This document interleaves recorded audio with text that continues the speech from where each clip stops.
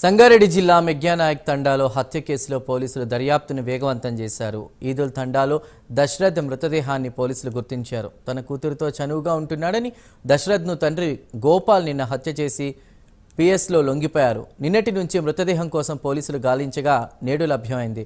ఈ ఘటనపై పోలీసులు మరింత లోతుగా విచారణ చేస్తున్నారు.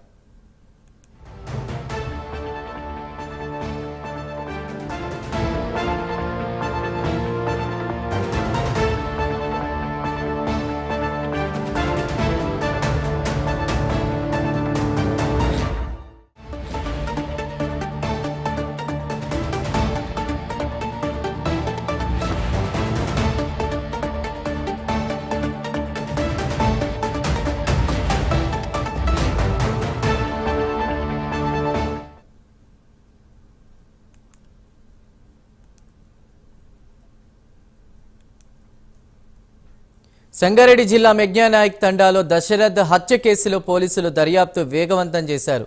ఈదుల్ తండాలో దశరథ్ మృతదేహాన్ని పోలీసులు గుర్తించారు. తన కూతురితో చనువుగా ఉంటున్నాడని దశరథ్ను తండ్రి గోపాల్ నిన్న హత్య చేసి పిఎస్లో లొంగిపోయారు. ఇక నిన్నటి నుంచి మృతదేహం కోసం పోలీసులు గాలించగా నేడు లభ్యమైంది.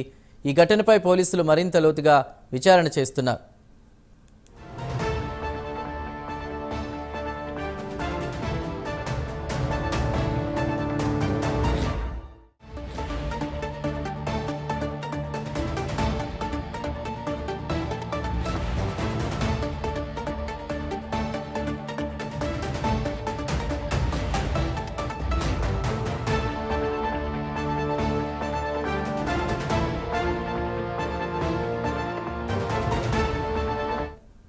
సంగారెడ్డి జిల్లా మెగ్యానాయక్ తండాలో దశరథ్ హత్య కేసులో పోలీసులు దర్యాప్తును వేగవంతం చేశారు.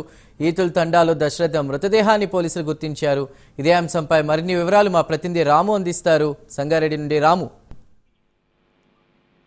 చందు, సంగారెడ్డి జిల్లాలో దారుణం చోటు చేసుకుంది. అయితే నారాయణఖేడ్ నియోజకవర్గంలోని నిజాంపేట మండల పరిధిలోని అడవి ప్రాంతంలో అయితే ఓ వ్యక్తిని హత్య చేసి ముక్కలుగా చేసినటువంటి ఘటన చోటు చేసుకుంది. అయితే మెగ్యానాయక్ తాండకు చెందినటువంటి గోపాలు తన కూతురుతో చనువుగా ఉంటున్నాడనే దశరథపై కక్ష సాధింపుకై ఎలాగైనా తన కూతురు నుండి దశరథను అడ్డు తొలగించాలనే పక్క ప్రణాళికతోనైతే ఈ యొక్క హత్య చేసినట్టుగైతే మనకు తెలుస్తుంది. అయితే మృతుడు దశరథ్కు అయితే ఎవరైతే మృతుడు ఉన్నాడో దశరథ్కు అతనికి భార్య, 2 పిల్లలు కూడా ఉన్నారు. అయితే దశరథ్ అనే వ్యక్తి గత 4 రోజుల నుంచి అయితే తన ఇంటికి రాకపోవడంతో దశరథ్ భార్యకు అనుమానంతో పోలీసులకైతే ఫిర్యాదు చేయడం జరిగింది. ఈ నేపథ్యంలోనే పోలీసులు రంగంలోకి దిగారు. దీంతో నిందితుడైనటువంటి గోపాల్ నారాయణఖేడ్ పోలీస్ స్టేషన్ లో అయితే లొంగిపోయినటువంటి పరిస్థితి.